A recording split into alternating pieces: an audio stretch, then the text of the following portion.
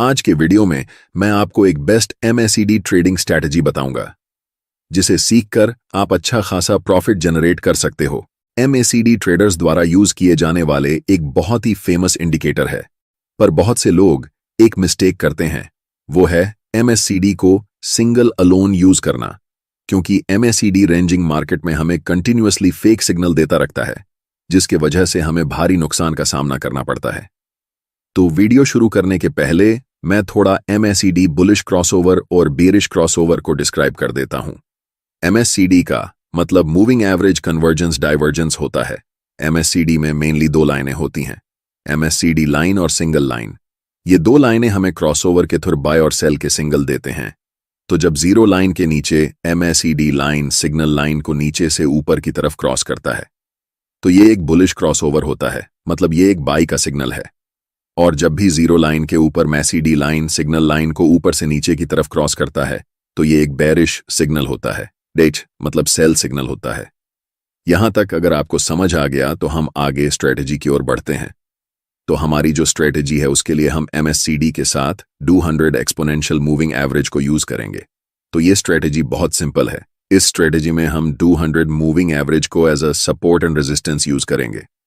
तो जब 200 exponential moving average price के ऊपर होता है तो ये रेजिस्टेंस का काम करता है, और जब 200 एक्सपोनेंशियल मूविंग एवरेज प्राइस के नीचे होता है तो ये सपोर्ट का काम करता है।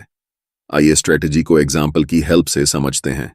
यहां आपको दिख रहा होगा मूविंग एवरेज प्राइस के ऊपर है, मतलब मूविंग एवरेज अभी रेजिस्टेंस का काम करेगा। नेक्स्ट आपको दिख रहा होगा इस पॉइंट पर स्टॉक का प्राइस मूविंग एवरेज के पास आ गया है। यहां से पॉसिबिलिटी है स्टॉक का प्राइस यहां से नीचे चला जाए, तो कॉन्फर्मेशन के लिए आपको वेट करना है एमएसीडी के बेरिश क्रॉसओवर का। अगर एमएसीडी में जीरो लाइन के प्राइस के ऊपर बेरिश क्रॉसओवर होता है और स्टिल स्टॉक का प्राइस मूविंग एवरेज के नीचे है तो आप यहां सेल कर सकते हो। एक और एग्जांपल देखते हैं। यहां आपको दिख रहा होगा मूविंग एवरेज प्राइस यहां कैंडल के नीचे है, इसका मतलब मूविंग एवरेज यहां सपोर्ट का काम करेगा। नेक्स्ट आपको दिख रहा होगा इस पॉइंट पर स्टॉक का प्राइस मूविंग एवरेज के पास आ गया है।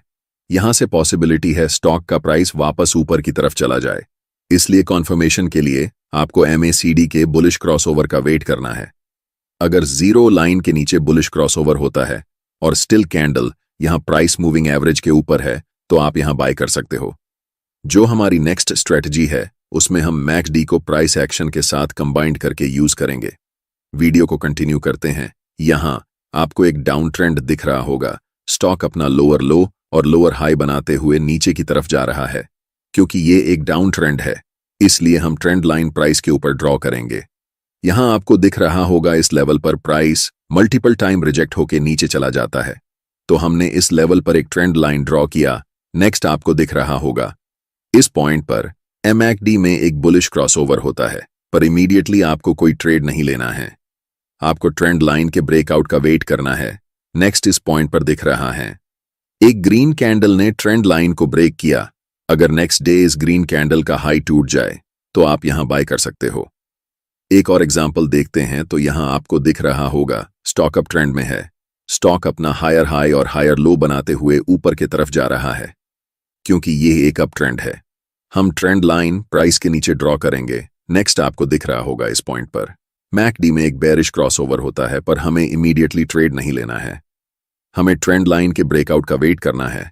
नेक्स्ट आपको इस पॉइंट पर दिख रहा होगा इस रेड कैंडल ने ट्रेंड लाइन को ब्रेक किया है। अगर नेक्स्ट डे कोई कैंडल इस कैंडल का लो तोड़ दे तो आप यहां सेल कर सकते हैं।